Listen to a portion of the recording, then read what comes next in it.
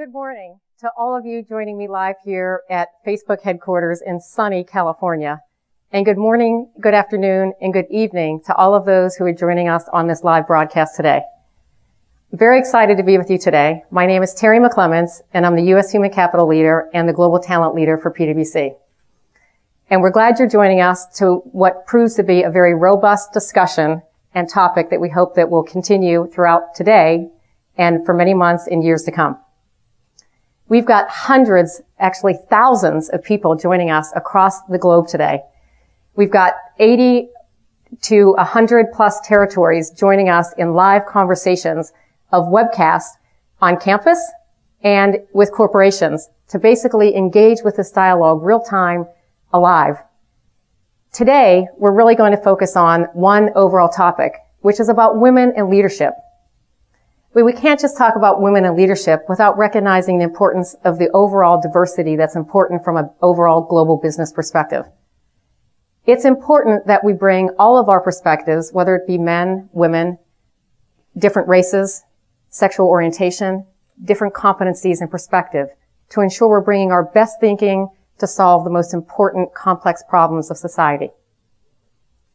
So with that, as we think about the overall women in leadership discussion that we really want to drive into today, I thought it'd be good to share a little story. As I was thinking about coming out here, I have a PwC professional that I was working with inside our organization. And about 3 years ago, she approached me to say she wasn't sure what she was going to do from her overall career aspirations. She was doing phenomenal work inside our company and serving her clients extremely well. At the same time, she was contemplating having children. And she wasn't sure at that time, could she manage to balance both?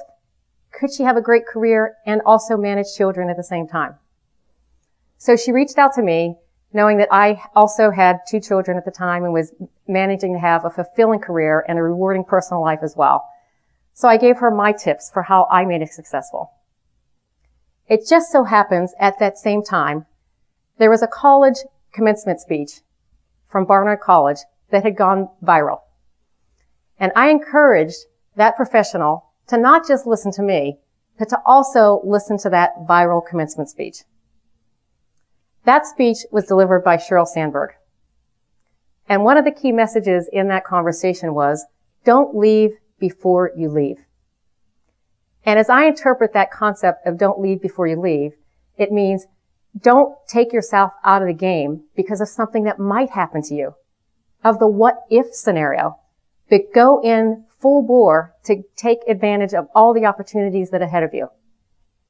So I encouraged her to listen to that, and I'm very excited to say that that speech inspired her to stay with us.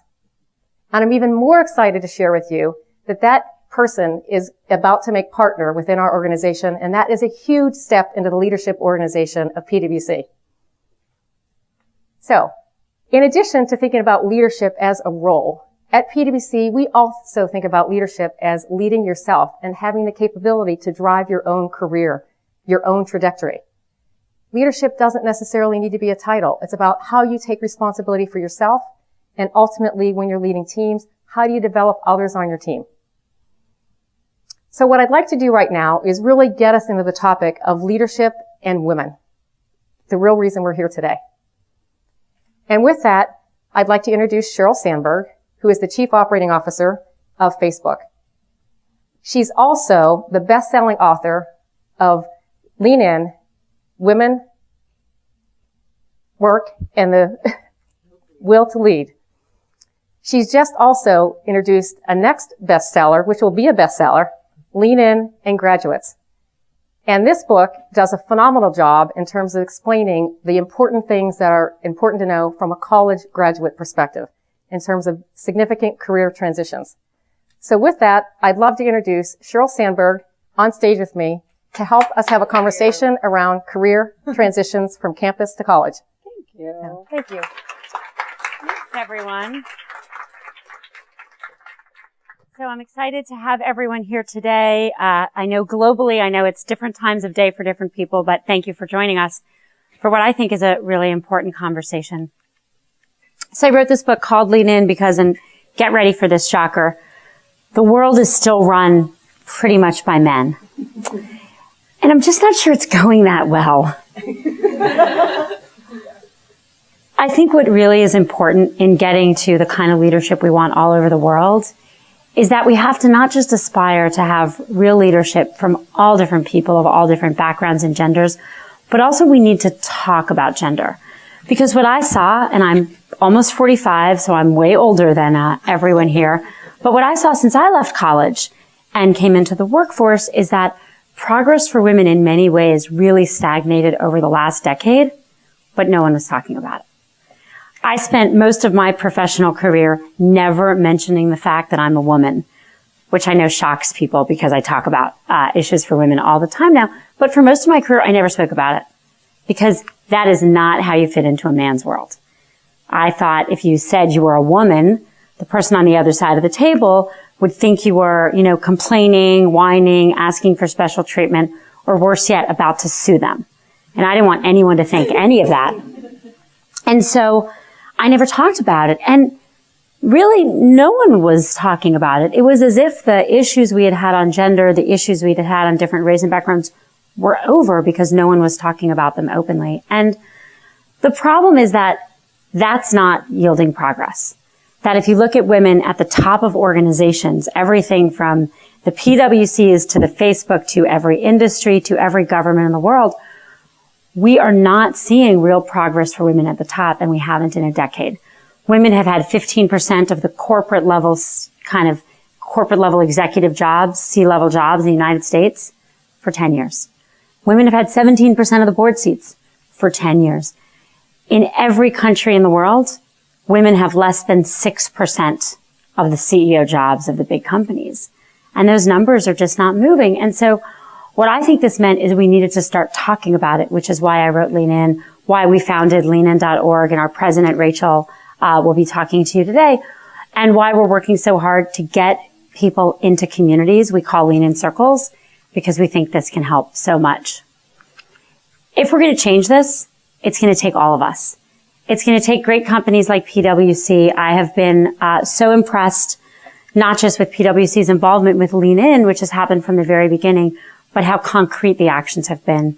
So when my book first came out, the U.S. chair of PwC, Bob Moritz, I'd never met him. He wrote a public letter to his top 400 executives asking them explicitly to mentor women and minorities, basically doing exactly what I thought needed to be done. Rather than pretending we're color or race blind, because we're not, saying out loud, you know what? We're not getting enough women and minorities in senior jobs, and it is everyone's responsibility in those senior jobs here to change that. And so I'm asking you, my top 400 people, to take this on and do it yourself. And that was exactly the kind of corporate leadership I think is necessary, and I think we all need to do to put these issues on the table where we can deal with them. We need to understand the biases and the challenges people face. Lean In launched a campaign a couple months ago called Ban Bossy, talking about the word bossy. But it's a really good example of what goes wrong for women, and it goes wrong all over the world. We never really call boys bossy, or very rarely, because when a boy leads, it's expected. But when a girl leads, it's negative. In fact, Lean In's now been translated into 27 languages. It's on its way to 40, so I've had a chance to think about this, the translations. And it turns out that every country in the world, every language, has a word or a phrase, which is the equivalent of bossy. It's the equivalent of a phrase or word which is basically used to tell little girls not to lead. A phrase or word that's almost never used for little boys, and it's completely universal. Those gender biases, unfortunately, don't stop at childhood, but they continue. My favorite latest story, not favorite because it's good, favorite because it's so clear, comes from a man named Ben Bars. He's a professor at Stanford. And he wrote an article talking about his experience because at 40, he changed from being Barbara to being Ben. So he went from being a woman to a man. And he said it was incredible. All of a sudden, everyone took him much more seriously. No one interrupted him. People actually walk up to him at conferences and say, you are a much better researcher than your sister Barbara ever was. And so these expectations and these biases are so real. And they don't just hit gender, they hit race, they hit background, they hit nationality. And We have to talk about them. At Facebook, we have different affinity groups for people that come together, and there's an Asian American group and an Asian group, and I once saw them walking around. They all had buttons that said, I may or may not be good at math. Basically saying, just because I'm Asian doesn't mean I'm good at math. We all organize the world. There's a lot of information coming at us along stereotypes. And those stereotypes really fall on gender, on race, on background, on ethnicity, on nationality. And that doesn't give us the room to be the individuals we need to be. And so Lean is about conquering that. And so much of the work PwC is about conquering that.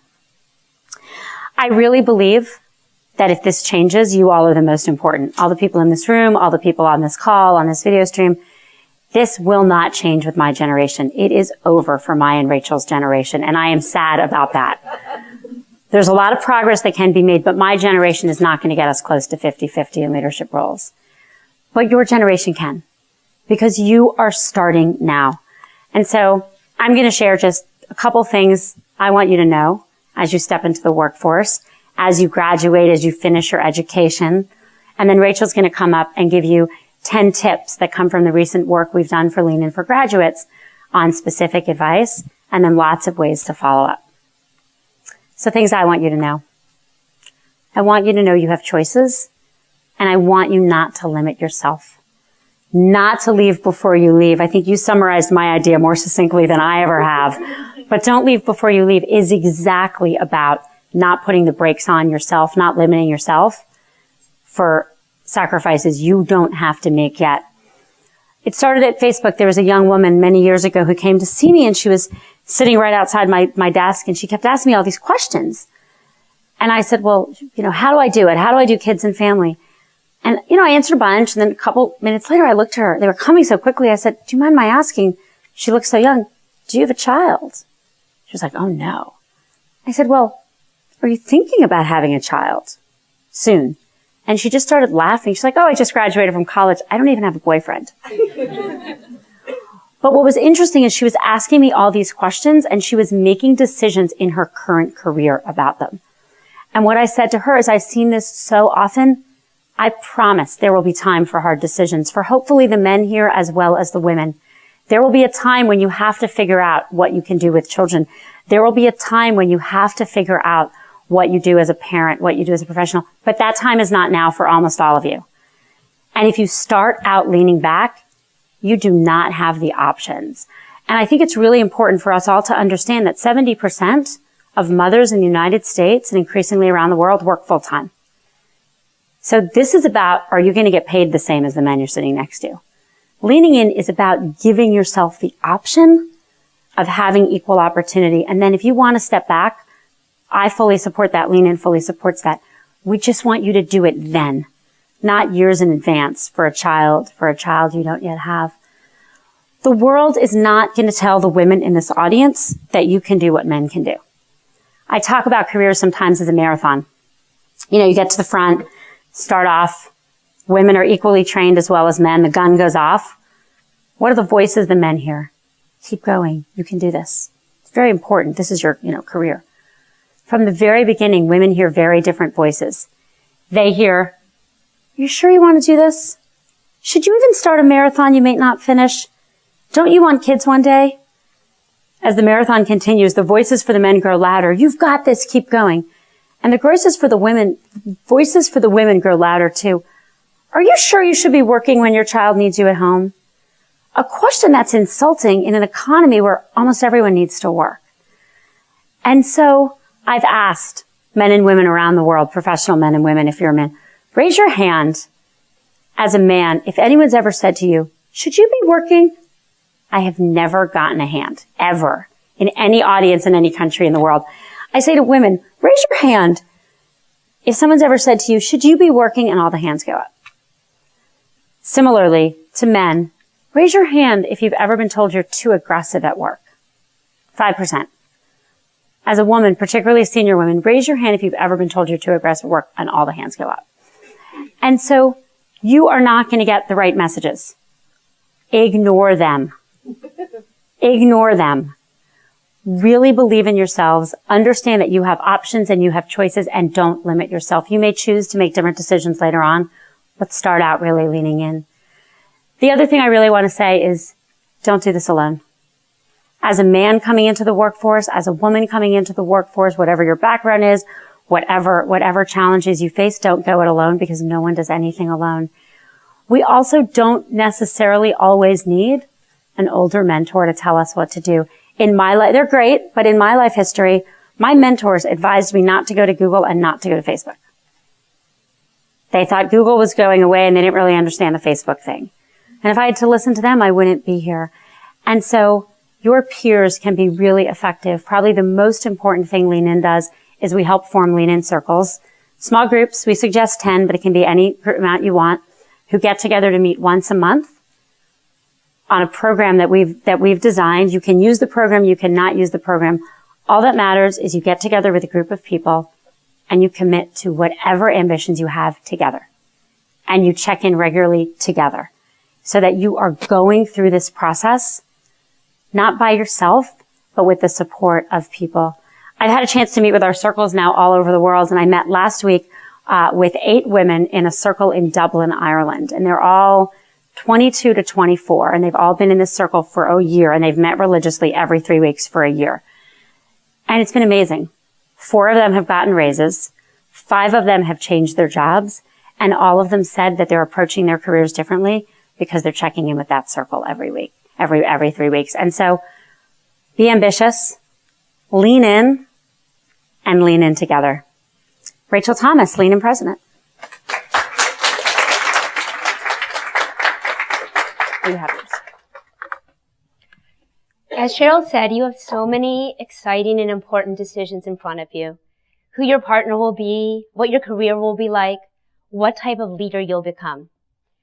Based on the book Lean In for Grads, which we released earlier this month, the team at Lean In pulled together our 10 favorite tips for graduates. We hope, like the book, they offer you some inspiration and some helpful practical advice as you embark on your career. If you spend any time at Facebook's offices, you'll see there's posters everywhere. And one of them reads, "Proceed and be bold." And that's our first tip. Adopt the mantra, proceed and be bold, for both your job search and your career. And this is so important for women. Men will apply for a job when they meet 60% of the criteria. For women, 100%. Ask yourself, who's more likely to get the job? The man who applies for it or the woman who doesn't? Exactly. So don't wait until you meet 100% of the criteria. Tell yourself you'll learn as you go, because you will, and jump right in. Apply the same principle at work. Be bold. Tell your supervisor, I'm up for stretch assignments. Look for projects that will allow you to make a mark. Several years ago, I was an executive at a social gaming company. We hired 24 recent graduates to join our client service team. 6 months later, about half of them were still in client services. The other half had moved on into the organization into bigger, meatier jobs. And to a person, the difference was they had gone to another team and asked to take on a project, and they had told their manager explicitly, I want to move up. This makes a difference. Tip 2, shift from a what do I get to a what can I offer mindset. Too often, particularly recent grads, are focused on what the company is going to do for them. Do not fall into this trap. We see it all the time. Instead, focus on what you can do for the company, how you can add value. Be explicit about your enthusiasm for joining. A mindset shift like this can make a big difference. It can make you stand out. In addition, at every step in your job search, look for opportunities to make a good impression. I'll give you 2 ideas. One related to your resume. Years ago, I ran a staffing agency that specialized in placing recent college grads.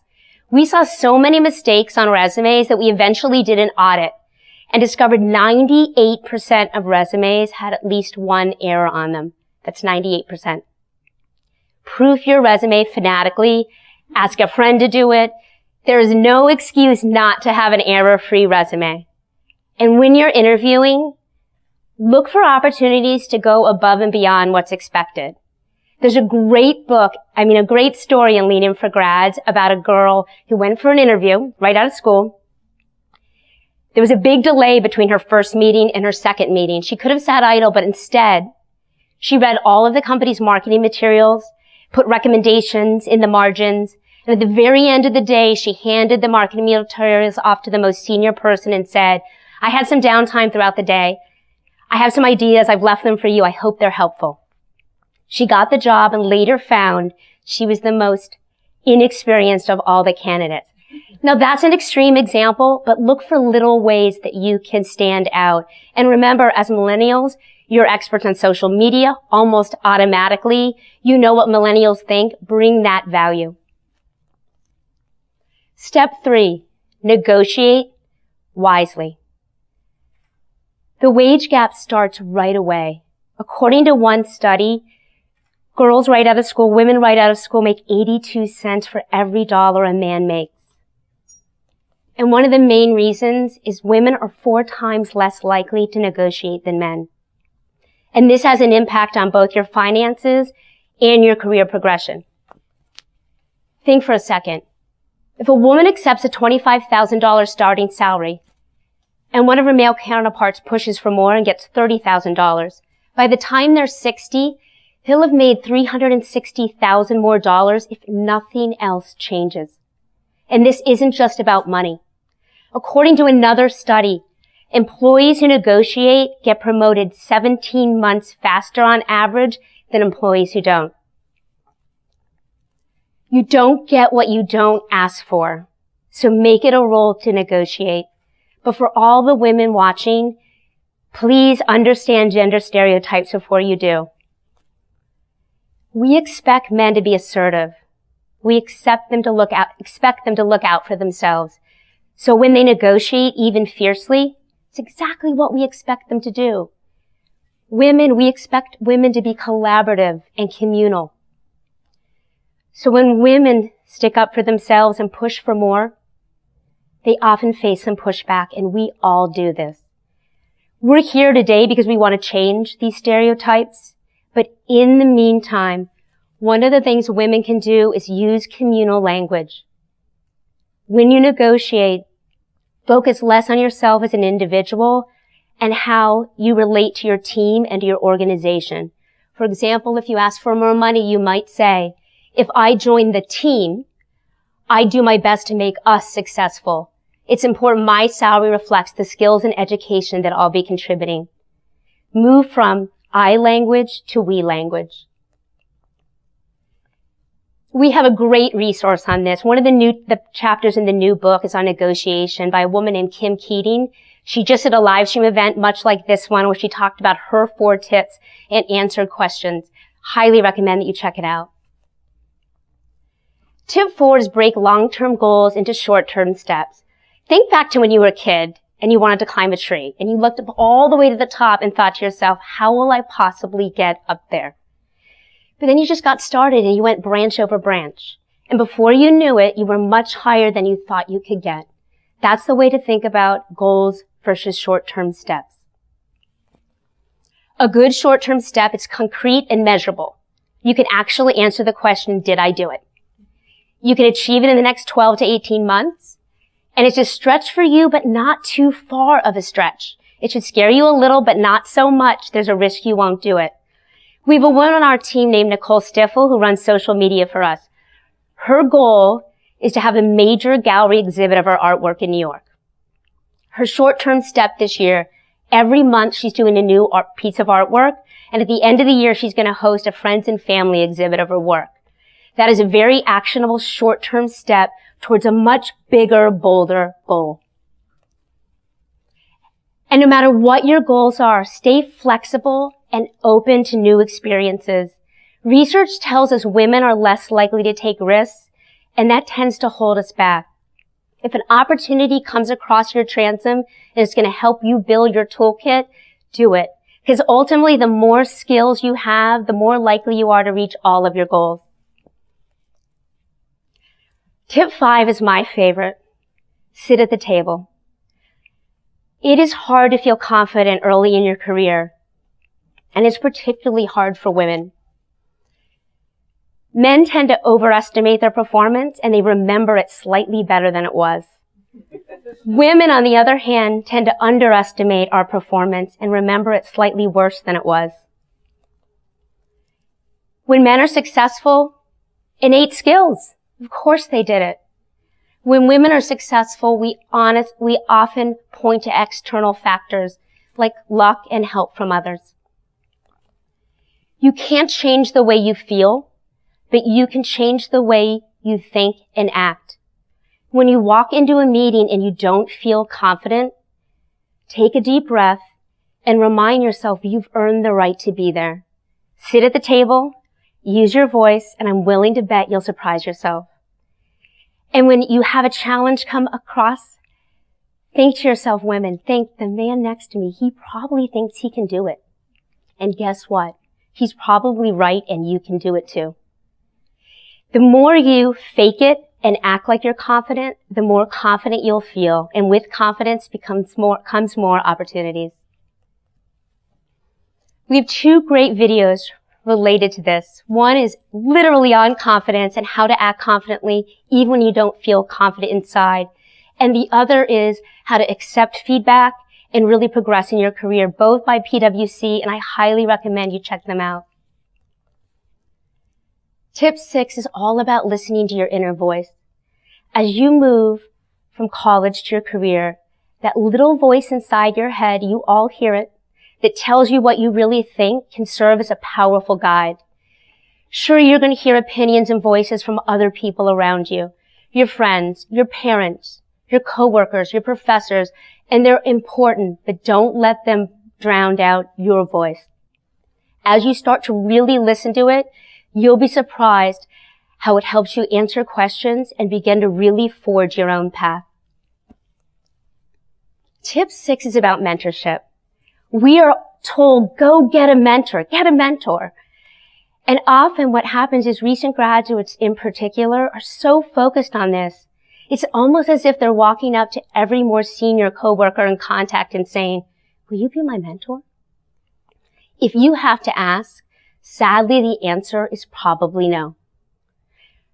Research tells us mentors select proteges based on their potential and their performance. So instead of thinking to yourself, if I get a mentor, I'll excel, start thinking, if I excel, if I do my job well, I'll get noticed and I'll get a mentor.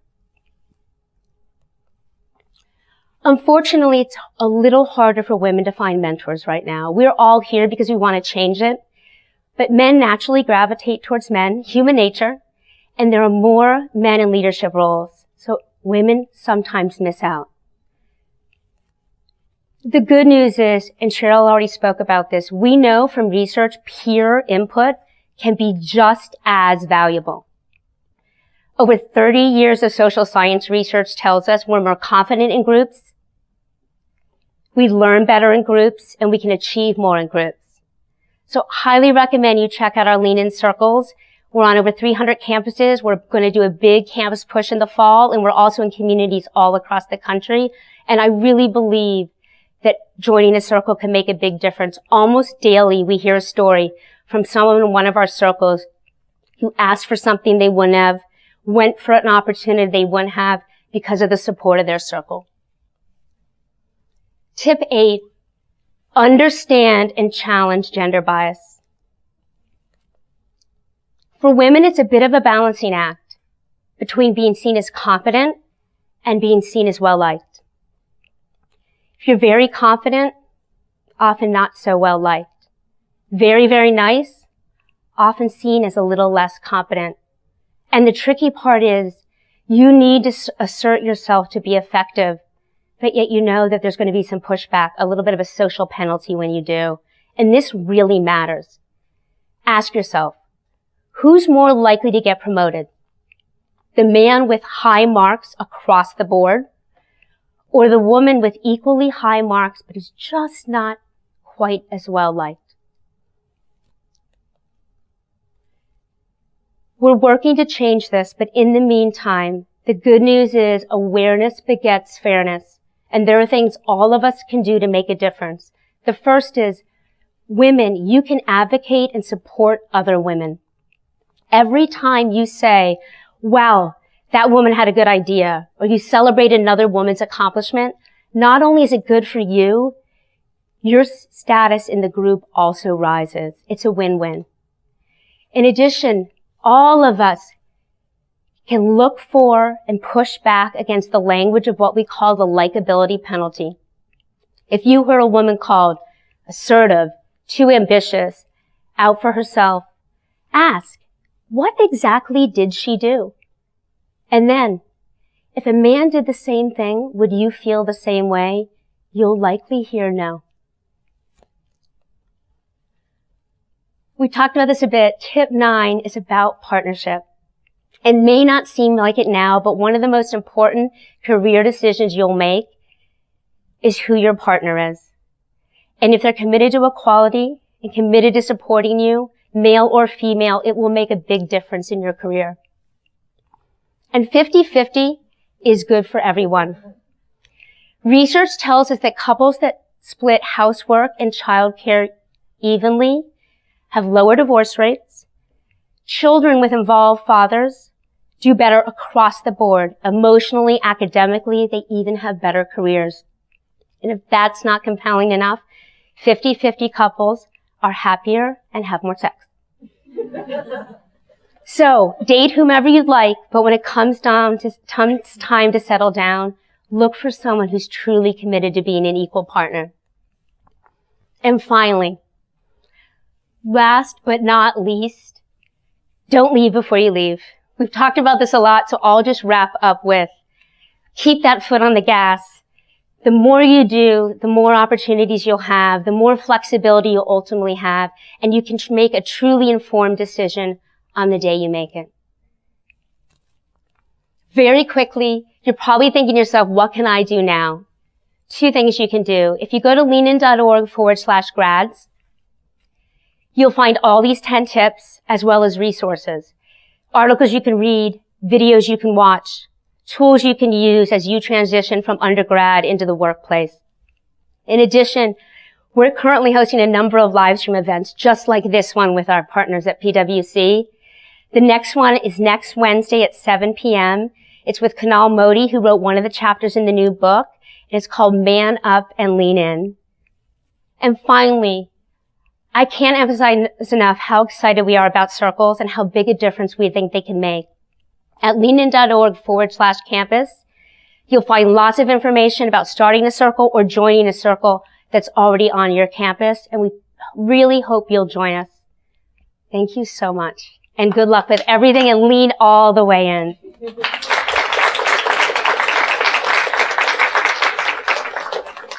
And now we're going to switch to Q&A. Thank you, Rachel and Sheryl, for that great conversation and dialogue around tips, the top 10 tips in terms of career transitions for women. And Sheryl, your opening comments and inspiration from the overall Lean In and why you started this were fantastic. So we'd like to get into some Q&A. And what we'd like to do first is we've got a question coming from a special guest, Sheryl. And that is our U.S. senior partner, Bob Moritz, who's hosting a live event today at Penn State. So he'll be doing a, dialogue following this webcast. And his question is as follows. As a future employee, how should I weigh the concepts of diversity and inclusiveness into my decisions about the career I choose and the organizations I may want to join after college? That's a great question. I think we know what the data says very clearly, which is that organizations that have more diversity, particularly in leadership ranks, but throughout, make better decisions and do better. They perform better. So I think as you look for where you're joining, you want to look for places that you're excited about what they do. You want to look for growth opportunities, but you also want to look for places that really value diversity because you know they're going to do better as well as be better places to work. So I think it's a really big deal. Great. Thank you. And now we'd like to turn to the live audience here at Facebook. And we are really thrilled, if you look at this group, to have men and women in this audience. So thank you, men, for leaning in to this conversation with us today. True. For any man at any of these events, Gloria Steinem says that if you attend just one one such event, you got to pass when the inevitable revolution happens. So this is a very good use of an hour. Very high return. But now they're thinking, Sheryl, it was really good that I chose to get up at 3 a.m. in the morning to get here. That's right. It's a very high return. I also have been known, when asked by women how to find the right men to date, for those who are dating men, to say, like, you should date the men who come to events like this. They've self-selected into being, great partners. So there are a lot of benefits to being a man on this call. Absolutely. Great. So we ran a contest, and the last month to get people to figure out how could they be here live to ask questions. So, people were asked to submit, photos on our PwC US Careers Facebook site, and to the theme of capturing what do you aspire to. And we then had people vote on what the best photo was in order to win an all expense paid trip to participate live in this event. And I'm very excited to have our next question come from the winner of that contest. So with that, can I turn it over to you to share our next question? Yeah. Hi, Sheryl. My name is Chahidi Bansal, and I'm actually from Penn State. So I'm very excited that Bob is there. So basically a little bit about my photo. I took it a few summers ago in Beijing, and I saw a man sitting on the ground. He didn't have any arms, and he was writing these intricate, beautiful Chinese symbols in paint with his feet. Wow. And that just inspired me so much because it showed how much of a positive thing he made out of an obviously unfortunate event. And that's a photo I submitted to Aspire to Lead. So this question comes from the UAE, and it's, what advice would you give to women in college who don't really know what they want to do with their career yet? Well, Sheryl talks in the book about your career being a jungle gym. And we talked a little bit today about being open to new opportunities, just kind of moving as you see opportunities. So as long as you're building your skill set, you're always on a good path. My joke is my career has been on different playgrounds. It hasn't even been on the same jungle gym. And again, I think if you're always challenging yourself and doing things that you're passionate about, you will find your way to a career that's really fulfilling. I think one of the challenges we have is that it's a hard economy. It's a hard economy everywhere. And we want people to be really ambitious and have big dreams, men and women, for what they want to do. That doesn't mean your early jobs will have that. And it doesn't mean any job will have that. Any job, mine today, Rachel's today, all of ours, has some good and some bad, and some things we love and some things we don't. We talk a lot, both at Lean In about Facebook, about playing high and playing low. I have a poster in my office here in my conference room, and it has like these two really dirty hands, and it says, the future belongs to those of us still willing to get our hands dirty. I know when we're hiring at Facebook, from and every level, mine on down, is we're looking for people who are going to do real work. So, I do sales calls for Facebook, and I do them regularly, all the time. I don't just leave that to what is a very big sales team I run, but I do it myself. And I do it myself because I stay in touch with our clients. I stay in touch with our product needs. I know we're always looking to hire people who are willing to do the hard work. And so every job doesn't have to be perfect. And you're going to have to roll up your sleeves no matter what you do, but you can find enough in whatever roles you can get to learn and grow and get to where you're trying to go. So I think that's really great advice. And if you think about even the comment, Rachel, you made earlier as well, really establishing yourself and demonstrating that you can really do something helps you get mentors, advocates, and sponsors later on. So great advice. Our next question comes from someone with an extreme background, and she started college at the age of 16. Wow. So I had an opportunity to meet with all of our question askers last night, and believe me, they are phenomenal people. So here you go. Next one. Hi, Sheryl and Rachel. My name is Aisha. I was born and raised in Nigeria, and I've been living in Nairobi, Kenya for the past 5 years. In our more collective African societies, parents strongly influence what their children study. Science and engineering tend to be considered the most useful majors. I was wondering, what advice would you give to young women like me who want to convince their parents that leadership and entrepreneurship are valuable studies to pursue, especially in business? Well, the first thing I would say is that I think everyone's right about science and technical degrees. I really want to say that clearly, is that, And particularly for women, women are 13% of computer science majors in the United States today. They were 35% in 1980s, and those trends are happening everywhere. And technical skills are really important, and it's never too late to have them. But even if you're, a junior or senior in college, take a coding class. It is not going to hurt you, and I really believe those are really valuable. I think we will always value people who are entrepreneurial. I think we will always value people who can make a contribution. And so I think no matter what you study, you can definitely have those skills. But I also think it's really important to learn some of the hard skills while you're in school because they'll help you. Great advice. And our next question also comes from someone with a very diverse experiences as well. So it's next up for you. Okay. Hi, Sheryl. Hi, Rachel. My name's Alejandra, and I was born in Mexico. Your book was actually given to my sister as a graduation gift when she graduated from medical school. And after she was done reading it, she shared it with my sister as she entered law school. And then they passed it on to me as I entered undergraduate. So my question is, how have you seen your messages resonate in different ways across all professions and industries? So, what's been amazing since the book was not just people reading it, which is great, but really people taking real action to change their lives. So everywhere I go, CEOs telling me, you're costing me so much money. Because all the women want to get paid what the men will get paid. And to them, I say, I'm not sorry at all. But more importantly, women like you. Women believing they can study whatever they want, believing they can have great careers, believing they can have families and great careers, and taking steps to all the things Rachel said, sit at tables where they would otherwise sit in the back, apply for jobs, raise their hand, push back when they're told they're bossy or aggressive, help everyone understand that women can and have the same trajectory men can have. Again, probably the thing we've been most excited about is the pickup in circles. We're at almost 16,500 in 72 countries, and they're very active across college campuses. We have 310 campuses. And the way these circles happen is just like careers happen, person by person. One person, sometimes a man, often a woman, will usually start out and form one. On a lot of these 310 campuses, we have campus leaders, person or two or three who stands up like, I'm going to organize this for my campus, and they start those circles. We also see them in companies.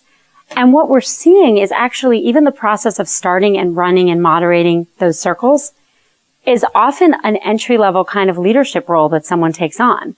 All of a sudden, someone who wasn't leading anything is leading something on their campus, or we see young women within companies getting noticed and promoted because all of a sudden people are looking to them as leaders. And so again, no one does this alone.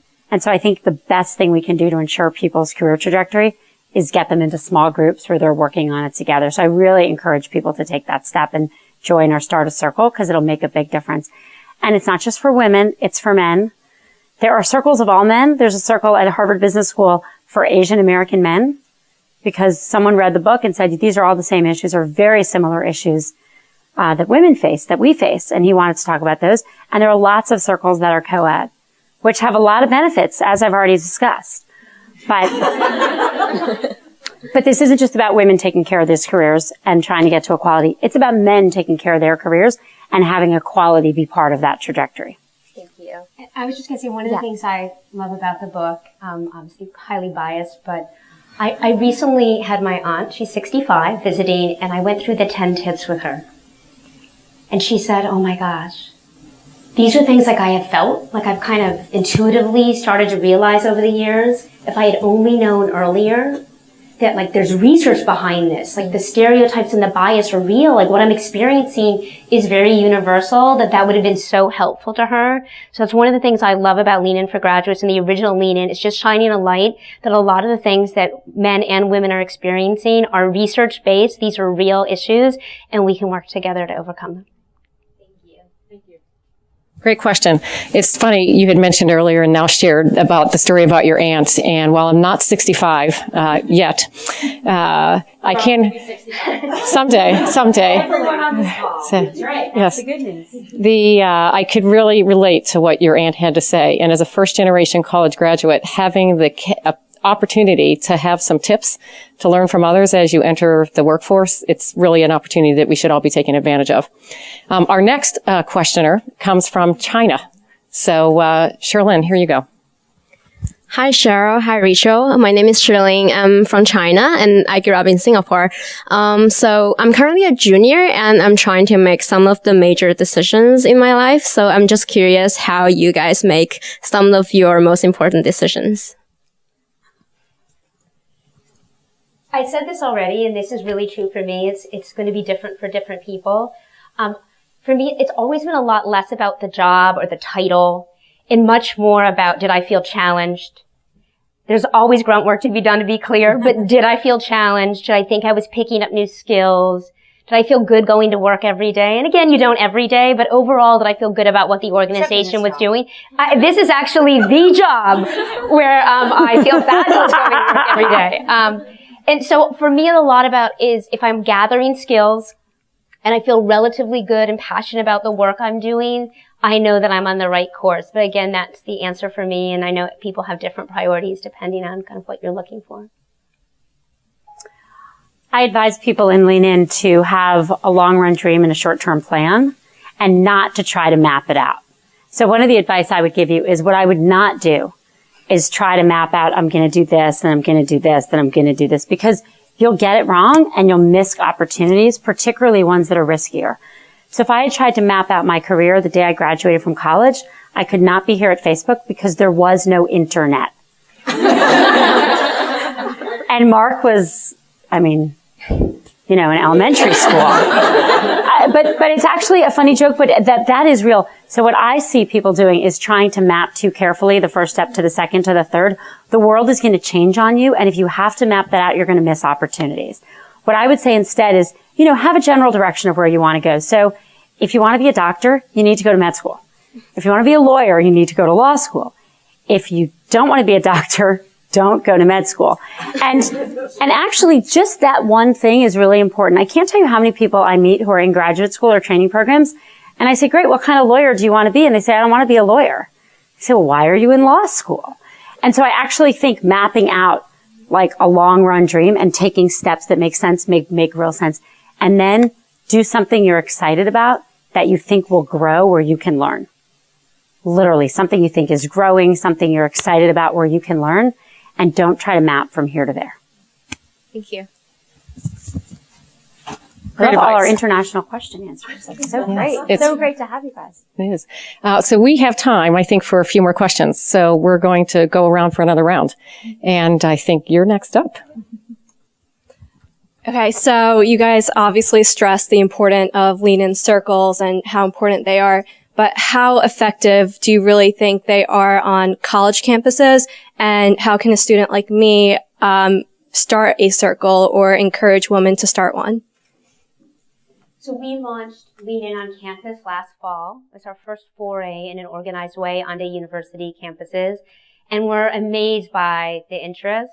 We're on over 300 campuses. And as I said, we're going to do another big push this fall. It is so easy to get involved.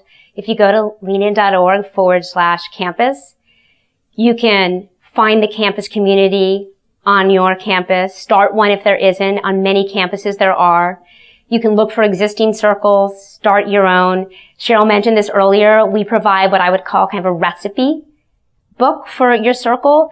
And like any good recipe, you could take pieces you like, discard pieces you don't, and really make your circle your own. But go to the site, leanin.org/campus, poke around a little bit, look for a circle on your campus or start one, and we will give you everything that you need to feel supported. And we have a woman on our team who's day-to-day contact for all of our campus circles, really trying to offer you everything that you need to be really, really successful. And we can't talk enough about how much we think they're driving change. As I said, almost every day we get an email with an amazing story about someone who went and did something they wouldn't have done if it wasn't for that extra nudge from their circle. I think the reason circles work, or any group where you're being explicit about your goals, is that if you actually think about it, we don't really make commitments about our ambitions or our goals that are explicit, said out loud. It's hard to talk about. Even with close friends, when we're with close friends, we often talk about more personal things, right? And you don't really have a place other than in your own head where you're saying, here's what I want to do and here's why. And so giving yourself a place to be really explicit about that, but then support each other. So for example, some of our circles on campuses are doing mock interviews for each other as they prep for going to job interviews, or helping each other find people who have worked in industries so they can get the knowledge they need before an interview, or watching the negotiation video we offer and then doing practice negotiations. Having a set group of people to do that type of thing with makes it so it's not the kind of thing you never get around to doing, and makes a really big difference. Thank you. Very nice. Okay, so having a sense of community and talking with each other and supporting each other is really a big concept that I'm hearing from an overall perspective to help you get ahead. And I think also, Sheryl, just so that you that learning together. Yes. That's right. You know, adult learning theory is we learn better as in a group environment as adults talking about things. So bringing people together to learn together. And we do offer a lot of educational content on leanin.org, and more of it is for folks who are just at their same point in their life that you are, moving from campus into their careers. Great. Thank you. Our next question. Sheryl, women are obviously very interested in your messages. How can we get more men to join the conversation and lean into? It's such an important question. I never wanted the book or the organization to be only for women, and tried to be explicit about that up front. It's definitely about equality, and it definitely starts from a place of gender. So women have obviously been really involved, but men getting involved, everyone from Bob Moritz's PwC all the way through to men on campus have really mattered. In the new book, Lean In for Graduates, Kunal Modi writes a piece, and he talks about why as a millennial man, he just, it's a lot, millennial. He just graduated from Harvard Business School a few years ago, and he talks about how he thinks it's so important. I think the best way to get men involved is to help them understand that they shouldn't get involved as a favor to someone else. They should get involved because it's good for them. So as he writes, not just if you're a CEO, if you're an entry-level man doing a job in any organization of any kind, if you can work better with half the population, and in those early jobs, it does tend to be half and half, you're going to outperform because you're going to do better because you can do that. And so really being able to work better with women and help them overcome these biases is not just increasing his team's performance, but it's increasing his. As you go on in your career, that becomes increasingly true. On the personal front, again, men who come to these events totally improves their social lives. But it's actually a serious conversation. Children with more active fathers, no matter how active a mother is, no matter what income level they're at, do better at everything. Better emotionally, better in school, better professionally. And marriages, partnerships between men and women where they're more equal are in better shape. Now, for those of you who date, men dating men or women dating women, you're actually in pretty good shape on the whole 50-50 thing. Because it turns out that, but this is interesting because same-sex couples actually split things much more evenly on average. It's where gender comes into play, and it's not perfect, obviously, there's some differences, but it's where gender comes into play, that those assumptions just kick in, that children are a woman's responsibility and not a man's, which make no sense in a world where women are also working full-time. And so, socially for men, getting involved is going to lead to happier life, better partnership, stronger marriage if you choose to get married, and better results for your children, which I think all parents want. So, thank you. Great. That's fantastic advice. And as an organization, PwC, by 2016, I'm really struck by your comment on millennials. We will be 80% millennials. So having that fact, right, to help people think about how can I really get engaged is really important. Yeah. I think we have time for one last question. And so I'm going to go over to Alejandra. Okay, so this question comes from the web. What are the most important steps women can take to support each other as we enter the workforce? Well, one of the things I mentioned earlier is women advocating other women is very powerful. So not only when you support another woman or celebrate her success, does she look better, it actually makes you look like more of a leader within the group as well. And it's hard for women to promote ourselves. If we overly promote ourselves, there can be some pushback. But you can celebrate other women as openly and aggressively as you'd like. In fact, I recommend getting a work buddy as well, which is, someone who you tell each other what your goals are, you push each other. Maybe even in meetings you have little signals like speak up a little bit more or, go for it, but really get someone who you're teaming up with to help you as you push through your career. And then we've said it so many times, but getting together as a small group and discussing the issues that you're facing can be very powerful. I've been struck by how many circles I've been invited to participate in where a young woman tells a story and you can tell she feels very alone, like she's the only person dealing with this or she's the only person thinking about it, and the rest of the circle says, oh my God, I had something just like that happen, or I've had the very same experience, and they're learning from each other and each other's shared experiences. And so I think that can be incredibly powerful as well. And then also just educate. As I mentioned, my aunt's 65. A lot of the things that we all experience related to bias, there's so much written. If you go read, it's amazing how much you learn. And a lot of the things are very easy to sidestep. As we said, awareness begets fairness. Great. Thank you. So it's a perfect note to end on. Thank you to PwC for organizing this. Thank you for all of you who are coming. And please know that change happens person by person, that if we get to equality, it will be this generation, the lean-in generation, that does this.